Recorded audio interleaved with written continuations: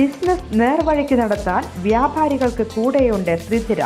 GST നോട്ടീസുകൾക്കുള്ള മറുപടി, registration, return filing, appeal filing, accounting, income tax return filing and project report തുടങ്ങി വ്യാപാരികൾക്ക് വേണ്ട നിർദ്ദേശങ്ങൾ ലഭിക്കാൻ ശ്രീധര അക്കൗണ്ട് വടക്കാഞ്ചേരി. ഫോൺ 9447077369. മറ്റൊരു നമ്പർ 9562467999. മകരവിളക്ക് മഹോത്സവത്തിനായി ശബരിമല നട ഇന്ന് തുറക്കും. വൈകിട്ട് 4 മണിക്ക് തന്ത്രി കണ്ഠര് രാജീവരുടെ നേതൃത്വത്തിൽ മേൽശാന്തി അരുൺകുമാർ ശ്രീകോവിൽ നട തുറന്ന് മകരവിളക്ക് മഹോത്സവ കാലത്തിന് തുടക്കം കുറിക്കും. ഉച്ചയോടെ പമ്പയിൽ നിന്ന് തീർത്ഥാടകരെ കടത്തിവിടും. ആഴിയിൽ അഗ്നി പകരുന്നതോടെ ഭക്തർക്ക് 18ാം പടി ചവിട്ടാം. ജനുവരി 14-നാണ് മകരവിളക്ക്.